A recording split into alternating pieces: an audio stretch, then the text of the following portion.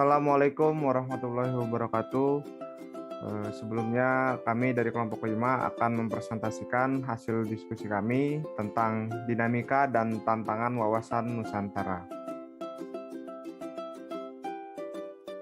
Next.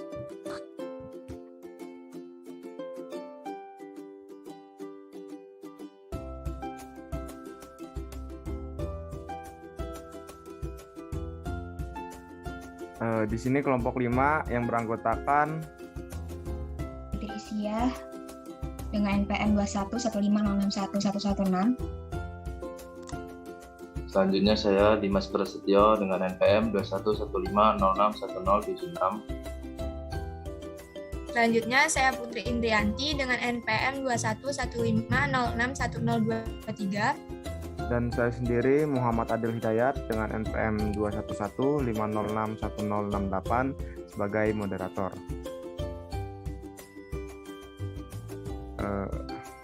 Baiklah, jadi untuk rumusan masalah pada kali ini, yang pertama yaitu bagaimanakah konsep dari wawasan Nusantara, mengapa diperlukan pemahaman tentang wawasan Nusantara, apa saja unsur-unsur wawasan Nusantara, apa saja dinamika dan tantangan wawasan Nusantara, dan terakhir apakah wawasan Nusantara itu. Next. Yang pertama, pengertian wawasan Nusantara. Wawasan Nusantara secara etimologi berasal dari bahasa Jawa, yaitu wawas yang berarti pandangan, nusa yang berarti kesatuan kepulauan, dan antara yang bermakna dua samudra.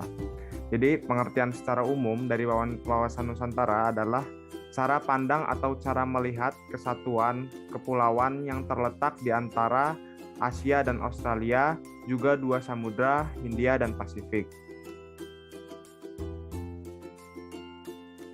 Sementara pengertian wawasan Nusantara menurut dokumen ketetapan MPR tahun 1999 menyatakan wawasan Nusantara adalah cara pandang dan sikap bangsa mengenai diri dan lingkungan yang serba beragam dan bernilai strategis dengan mengutamakan persatuan dan kesatuan bangsa serta wilayah dalam menyelenggarakan kehidupan bermasyarakat, berbangsa, dan bernegara dengan tujuan mencapai tujuan nasional.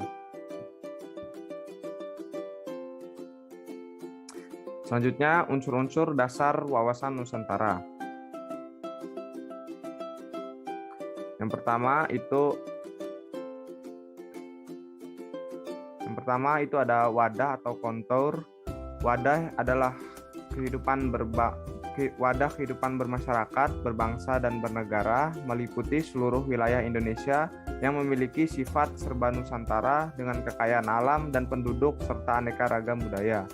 Yang kedua yaitu isi wawasan Nusantara atau konten, merupakan aspirasi bangsa yang berkembang di masyarakat dan cita-cita serta tujuan nasional yang terdapat dalam pembukaan Undang-Undang Dasar 1945.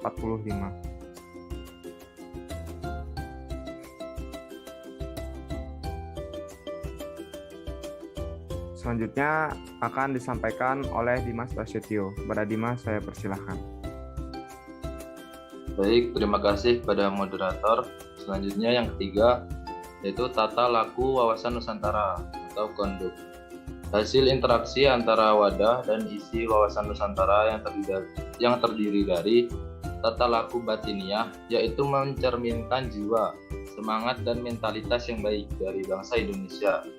Tata laku lahiriah, yaitu tercermin dari dalam tindakan, perbuatan, dan perilaku dari bangsa Indonesia.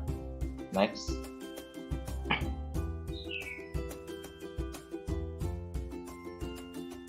Selanjutnya ada kedudukan, fungsi, dan tujuan dari wawasan Nusantara. Yang pertama, kedudukan wawasan Nusantara. Yang A, wawasan Nusantara berkedudukan sebagai wawasan nasional yang kebenarannya diyakini oleh seluruh rakyat Indonesia agar tidak muncul penyimpangan dan atau penyesatan yang menghalangi tercapainya cita-cita serta tujuan nasional. Yang B, kedudukan wawasan Nusantara dalam paradigma nasional. 1. Berlandasarkan pada Pancasila sebagai ideologi dan falsafah bangsa dan negara Indonesia. Yang kedua, berlandaskan pada UUD 1945 sebagai konstitusi negara. Yang ketiga, wawasan Nusantara dalam rupa visi nasional. Yang ketiga, wawasan Nusantara dalam rupa visi nasional. Yang keempat, ketahanan nasional sebagai kebijakan dan konsepsi nasional. Next. Kedua, fungsi wawasan Nusantara. Wawasan Nusantara berfungsi sebagai rambu-rambu, dorongan, motivasi, dan pedoman bagi seluruh komponen bangsa dalam menentukan perbuatan, tindakan, putusan, dan kebijaksanaan bagi seluruh komponen bangsa, mulai dari penyelenggara negara hingga seluruh rakyat dalam kehidupan bermasyarakat, berbangsa, dan bernegara. Next. Yang ketiga, ada tujuan wawasan Nusantara. Wawasan Nusantara bertujuan mewujudkan rasa cinta tanah air yang tinggi dalam hati seluruh rakyat Indonesia di setiap aspek kehidupan, sehingga seluruh rakyat dapat mementingkan kepentingan nasional di atas kepentingan pribadi dan kelompok, tanpa menghilangkan identitas mereka. Selanjutnya saya kembalikan pada moderator. Baik, terima kasih atas pemaparannya Dimas Prasetyo. Selanjutnya materi akan disampaikan oleh Putri Indrianti. Kepada Putri saya persilahkan. Oke, terima kasih kepada moderator atas kesempatannya. Di sini saya akan memaparkan materi mengenai Wawasan Nasional Indonesia. Nah, jadi Wawasan Nasional Indonesia dikembangkan berdasarkan wawasan nasional secara universal sehingga terbentuk dan dijiwai oleh paham kekuasaan, geopolitik, dan dasar pemikiran wawasan nasional yang dipakai oleh negara Indonesia.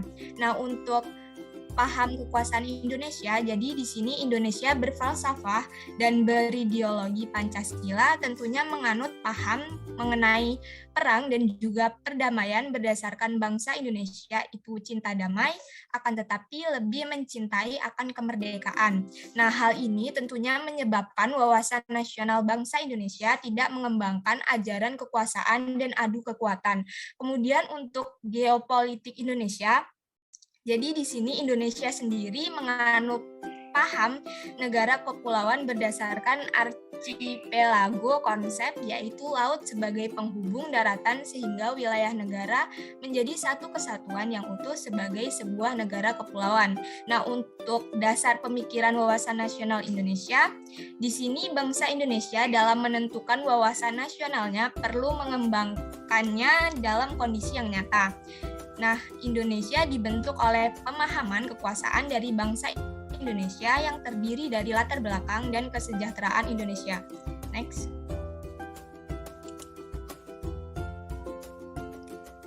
Kemudian untuk hubungan wawasan Nusantara sebagai wawasan nasional Indonesia. Sebagai bangsa yang majemuk, yang telah bernegara, bangsa Indonesia selalu mengutamakan peraturan dan kesatuan serta keutuhan wilayahnya baik dalam membina dan membangun ataupun menyelenggarakan kehidupan nasionalnya yang meliputi aspek politik, ekonomi, sosial, budaya maupun hankamnya. Nah, wawasan Nusantara sebagai wawasan nasional Indonesia merupakan cara pandang dan sikap bangsa Indonesia terkait diri dan lingkungannya yang serba beragam dan bernilai strategis dengan mengutamakan persatuan dan kesatuan wilayah dan tetap menghargai serta menghormati kebinekaan dalam setiap aspek nasional untuk mencapai tujuan nasionalnya. Next.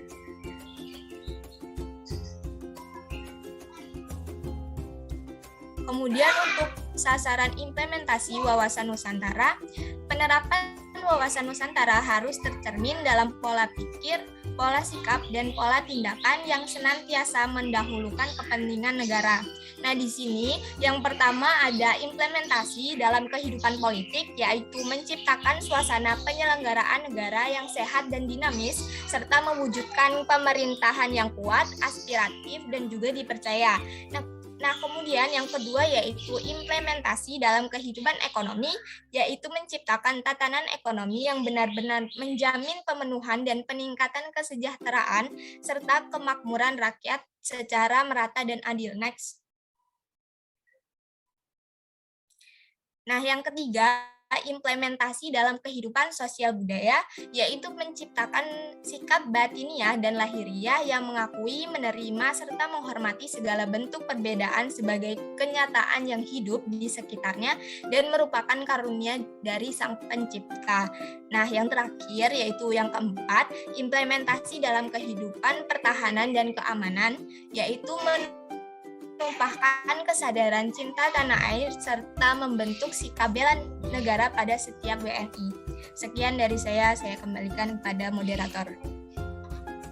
Baik, terima kasih Putri Indrianti atas pemaparannya. Selanjutnya materi akan disampaikan oleh Asima Beatricia. Kepada Asima, saya persilakan. Baik, terima kasih kepada moderator. Di sini selanjutnya saya akan menjelaskan mengenai sosialisasi wawasan Nusantara. Sosialisasi menurut sifat atau cara penyampaiannya dapat dilakukan secara langsung maupun tidak langsung. Sosialisasi secara langsung dapat dilakukan lewat ceramah, diskusi, dan tatap muka. Sedangkan sosialisasi tidak langsung dapat dilakukan lewat media massa. Menurut metode penyampaiannya, sosialisasi wawasan Nusantara disampaikan berdasarkan keteladanan, edukasi, komunikasi, dan juga integrasi.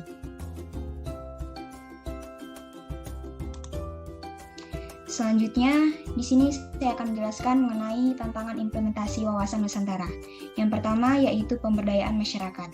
Pemberdayaan masyarakat yang memberikan kontribusi dalam bentuk aktivitas dan partisipasi masyarakat untuk mencapai tujuan nasional hanya dapat dilaksanakan oleh negara-negara maju. Sedangkan untuk negara berkembang sedikit terkendala karena adanya keterbatasan dalam hal kualitas sumber daya manusianya. Oleh karena itu, diperlukan landasan operasional berupa GBHM. Kondisi pembangunan yang tidak merata juga mengakibatkan keterbelakangan dan hal ini merupakan sebuah ancaman. Tantangan selanjutnya yaitu dunia tanpa batas. Perkembangan iptek dan perkembangan masyarakat global dikaitkan dengan dunia tanpa batas dapat menjadi tantangan wawasan Nusantara karena perkembangan tersebut dapat mempengaruhi masyarakat dalam hal bermasyarakat, berbangsa, dan juga bernegara. Dan tantangan yang selanjutnya yaitu era baru kapitalisme. Sloan dan Zureker dalam bukunya yang berjudul Dictionary of Economics menyatakan bahwa kapitalisme merupakan suatu sistem ekonomi yang didasarkan atas hak milik swasta atas macam-macam barang dan kebebasan individu untuk mengadakan perjanjian dengan pihak lain dan untuk berkecimpung dalam aktivitas-aktivitas ekonomi yang dipilihnya sendiri berdasarkan kepentingan sendiri serta untuk mencapai keuntungan untuk diri sendiri. Hal ini merupakan hambatan masyarakat untuk memahami wawasan Nusantara. Dan tantangan yang terakhir yaitu kesadaran warga negara. Masyarakat Indonesia harus dapat memahami bahwa semua masyarakat memiliki kedudukan hak dan kewajiban yang sama. Hak dan kewajiban ini dapat dibedakan tetapi tidak dapat dipisahkan. Masyarakat juga harus memiliki kesadaran akan bela negara seperti halnya yang tertulis dalam UUD 1945 pasal 27 ayat 3, yaitu setiap warga negara berhak dan wajib ikut serta dalam upaya pembelaan negara. Hal tersebut harus dilakukan untuk mengisi kemerdekaan, untuk memerangi keterbelakangan, kemiskinan, kesenjangan sosial, dan juga memberantas KKN di negara kita. Sekian, saya kembalikan kepada moderator. Baik, terima kasih Asima atas pemaparannya. Sekianlah pemaparan dari kelompok kami mengenai dinamika dan tantangan wawasan Nusantara. Saya sebagai moderator mohon maaf bila ada salah kata. Saya akhiri. Wassalamualaikum warahmatullahi wabarakatuh.